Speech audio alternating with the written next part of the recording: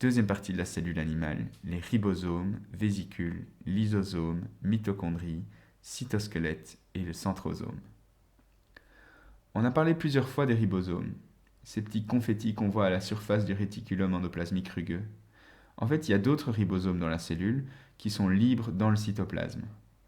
Les ribosomes, ce sont un peu les hommes de main du noyau. Le noyau donne des instructions sur comment fabriquer des protéines. Vous vous souvenez, les protéines qui sont les molécules qui jouent des rôles super variés et indispensables au maintien de la vie de la cellule. Eh bien, l'ADN contient les instructions pour fabriquer les protéines et les ribosomes, ce sont les ateliers de fabrication des protéines. Des vésicules, on en a vu pour le transport, mais il y en a aussi d'autres qui servent uniquement pour le stockage de certaines molécules, un peu comme les entrepôts d'une usine. Et tout comme dans les usines, les cellules produisent des déchets. Les déchets du métabolisme cellulaire sont envoyés vers la centrale de digestion des déchets, qu'on appelle le lysosome. Là, ces déchets sont décomposés et les molécules sont recyclées. Ce lysosome, c'est donc simplement un sac, une membrane, qui contient des tas d'enzymes digestives qui coupent les déchets en pièces détachées. Après tout ça, en fait, toute usine aurait du mal à fonctionner sans énergie. L'énergie fournie à la cellule est produite lors d'un processus que tu connais bien, c'est celui de la respiration cellulaire. Cette respiration cellulaire a lieu dans un organite bien particulier, la mitochondrie. Cet organite ressemble un peu à une capsule qui est constituée de deux membranes. Une membrane externe qui ressemble aux autres membranes cellulaires et une membrane interne qui est pleine de replis et une composition qui est assez différente des autres membranes de la cellule. C'est donc là que se fait la combustion de nutriments pour en extraire l'énergie. Et cette énergie sera stockée sous forme d'ATP. Tu te rappelles, l'ATP, c'est un peu la monnaie courante d'énergie qui peut être délivrée partout dans la cellule où elle en a besoin. Alors, si tu te souviens de la réaction chimique de la respiration cellulaire, c'est celle de la combustion du glucose.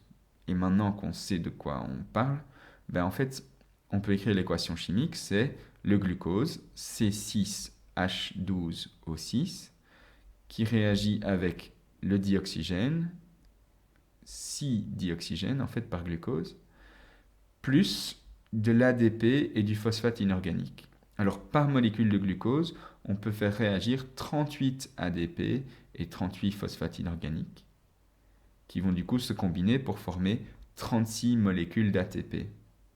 Et donc les produits de cette réaction, quand on brûle le glucose, ça produit du CO2, il y a 6 molécules de CO2 par glucose, ça produit de l'eau, 6 molécules d'eau par glucose, et 36 ATP par glucose. En fait, cette réaction dégage énormément d'énergie, c'est une réaction très très efficace pour fournir de l'énergie à la cellule. Bon, ensuite, il faut bien que tous ces ateliers de fabrication et centrales énergétiques tiennent en place et soient connectés les uns aux autres. Pour ça, la cellule a le cytosquelette. C'est un ensemble de fibres qui ont des rôles variés dans la cellule. Alors, le cytosquelette peut être divisé en 3 catégories. On a les filaments intermédiaires, c'est ceux qui assurent la cohésion, l'ancrage des organites et le maintien de la forme de la cellule. Ils assurent aussi la cohésion entre des cellules voisines en les accrochant entre elles. Donc, par exemple, si les cellules de la paroi de ton intestin tiennent ensemble, c'est parce qu'il y a des filaments intermédiaires qui tiennent les cellules ensemble. Sinon, elles partiraient toutes lâchement dans le tube digestif, quoi. Alors, deuxième catégorie du cytosquelette, ce sont les microtubules, qui sont d'autres fibres, qui ont plusieurs rôles. Ils assurent notamment le mouvement des organites. Ils agissent un peu comme des rails pour le déplacement des vésicules, ou alors ils orchestrent les mouvements lors de la division cellulaire. Et finalement, ils permettent aussi le mouvement de certaines cellules, car ils constituent l'axe central des cils et flagelles, ce qui permet notamment aux spermatozoïdes ou à certaines bactéries de se déplacer. Troisième groupe du cytosquelette, ce sont les microfilaments. Les microfilaments sont des fibres qui peuvent facilement se contracter ou s'allonger et qui sont responsables du coup des déformations de la cellule. Un exemple très simple de ça, c'est celui de la contraction musculaire. Si ton biceps gonfle ou s'étire pour plier ou tendre ton bras, c'est grâce à tous les microfilaments qui font leur travail au sein de chaque cellule de ton biceps.